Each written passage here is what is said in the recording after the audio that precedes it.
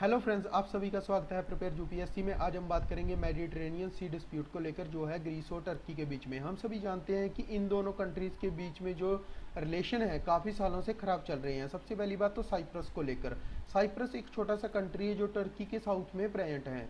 दूसरी बड़ी बात, गैस पाइपलाइन, जिसको यूरोपियन यूनियन साउथ अमेरिका से यूरोप को कनेक्ट करना चाहता है ताकि वो रशिया से इंडिपेंडेंट हो सके गैस को लेकर। और इसी बात को लेकर यूरोपियन यूनियन ने ये किया कि जो मेडिटेरेनियन सी के साथ जो कंट्रीज पाए जाते हैं उन सभी को गैस पाइपलाइन में शामिल कर लिया, लेकिन टर्की को छोड़ दिया। तो इसी बात से टर्की काफ़ी ज़्यादा नाराज हो चुका है यूरोपियन यूनियन से। इसी के चलते हुए टर्की ने अब मेडिटेरेनियन सी में अपना गैस का एक्सप्लोरेशन स्टार्ट कर दिया है। लेकिन टर्की ने उन जगहों पर गैस का एक्सप्लोरेशन किया जो कि आते हैं किसी और कंट्रीज के एक्सक्लूसिव इकोनॉमिक जोन में। तो जब टर्की ने साइप्रस के एक्सक्लूसिव इकोनॉमिक जोन में गैस का एक्सप्लोरेशन स्टार्ट किया तो ग्रीस ने टर्की को बहुत ज़्यादा कहा कि आप किसी और कंट्रीज़ के इकोनॉमिक जोन में किसी भी चीज़ को एक्सप्लोर नहीं कर सकते, क्योंकि साइप्रस यूरोपियन यूनियन का एक मेंबर है। तो जब भी यूरोपियन यूनियन में जो मेंबर होते हैं, जब भी एक कंट्री पर कोई मुसीबत आती है तो सभी कंट्रीज उसका साथ देते हैं।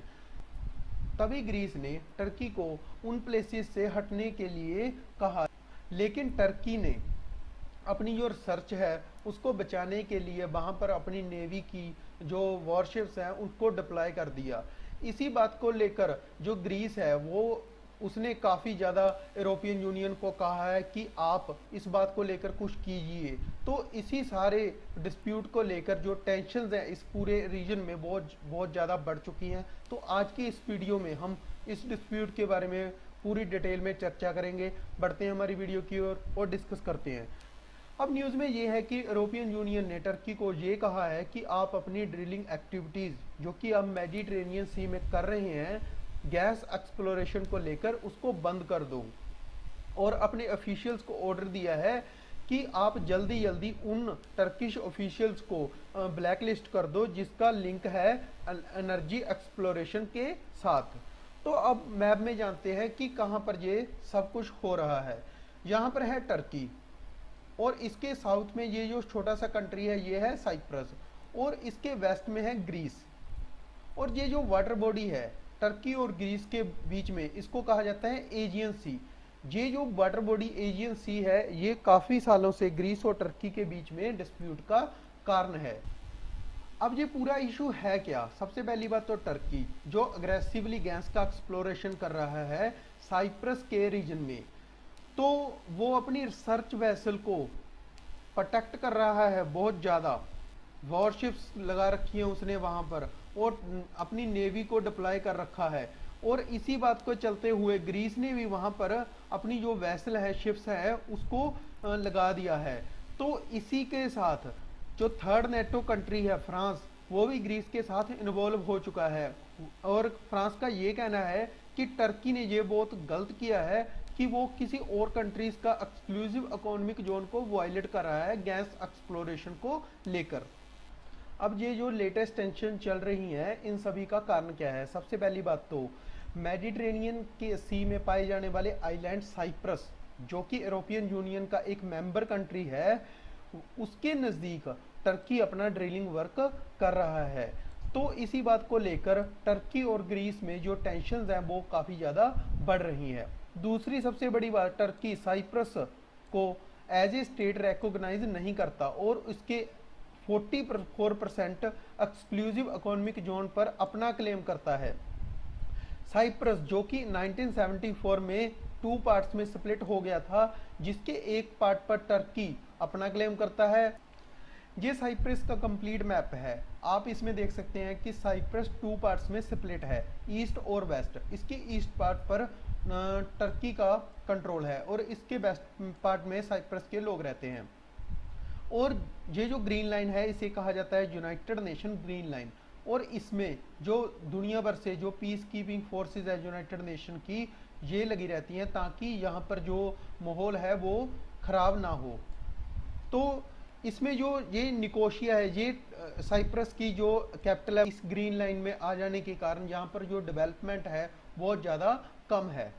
अब हम देखेंगे कि मेडिटेरेनियन सी कौन कौन सी बातें इसको इतना इम्पोर्टेंट बनाती हैं और इसमें जो ट्रेड है इतना ज़्यादा क्यों होता है। सबसे पहली बात तो इसके जो तीन तरफ बड़े बड़े कॉन्टिनेंट लगते हैं, इसके जो नॉर्थ साइड में है यूरोप कॉन्टिनेंट है, इसके जो साउथ में है अफ्रीका और इसके ईस्ट में एशिया कॉन्टिनेंट है। तो आप सोच सकते हैं कि तीन बड़े बड़े कॉन्टिनेंट लगने के कारण जो ट्रेड है मेडिटेरेनियन सी में बहुत ज़्यादा होता है। दूसरी सबसे बड़ी बात, मेडिटेरेनियन सी बहुत से जो ओशियन है जैसे कि अटलांटिक ओशियन, रेड सी और सी ओ मरमरा और ब्लैक सी सभी के साथ कनेक्टेड है। सबसे पहली बात तो ये वेस्ट से अटलांटिक ओशियन के साथ कनेक्टेड है बाय स्ट्रेट्स ऑफ जिब्राल्टर, जिसको पिलर्स ऑफ हरकुलिस भी कहते हैं। और ये ईस्ट से कनेक्टेड है सी ऑफ मरमरा और ब्लैक सी से बाय स्ट्रेट्स ऑफ डार्डनल्स और बॉस्फोरस के साथ।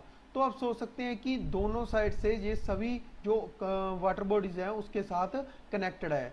और ये रेड सी के साथ भी कनेक्टेड है बाय स्वीज कनाल, जिसको आर्टिफिशियली कंस्ट्रक्ट किया गया था। और इसकी जो लंबाई है स्वीज कनाल की ये है 163 किलोमीटर।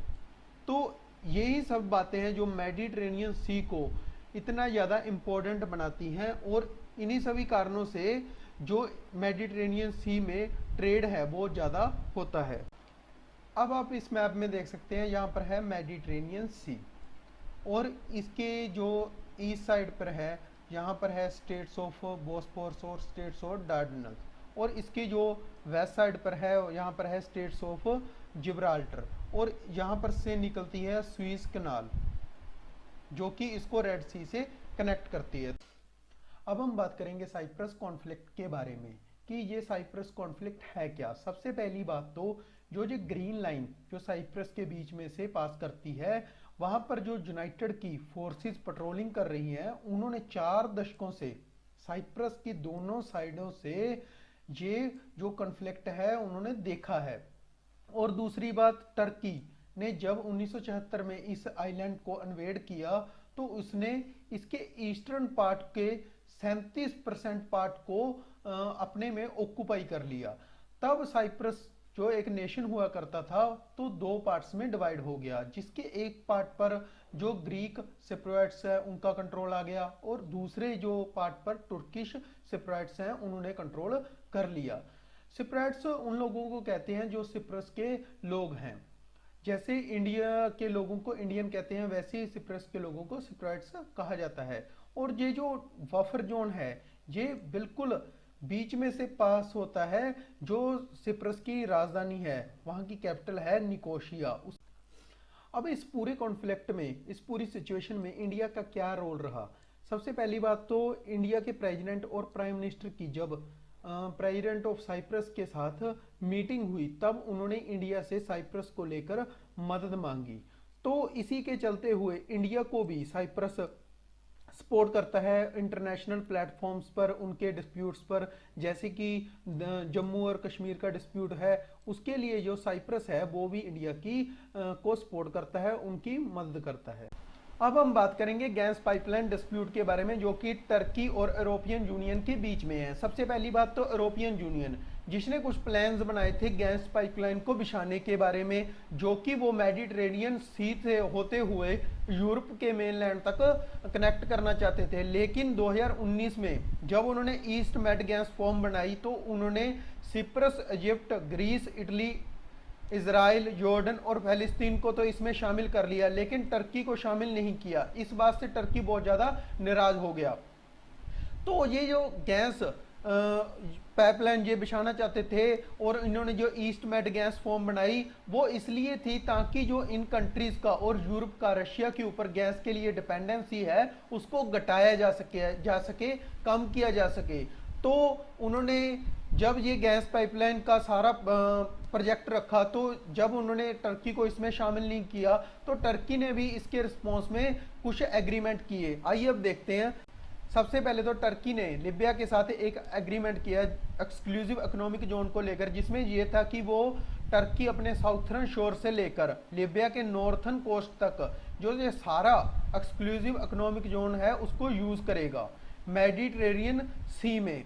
तो इसके अगेंस्ट ये हुआ कि ग्रीस ने ये क्लेम किया कि टर्किश उनके जोन को, मैरीटाइम सोवरेनिटी को वायलेट कर रहे हैं, क्योंकि ग्रीस और इजिप्ट का एक एग्रीमेंट था जिसमें जो उनका एक्सक्लूसिव इकोनॉमिक जोन बनता है उसके साथ टर्की का जो जोन लिबिया के साथ एग्रीमेंट किया था वो जो उनके साथ क्लैश कर रहा था। ये हुआ ये कि टर्की ने अपनी एक सर्वे शिप भेज दी उस आइलैंड पर जो कि ग्रीस और इजिप्ट के एग्रीमेंट में साइन किया हुआ था। वो थी आइलैंड ऑफ कैस्टिलो रिजो के एरिया में।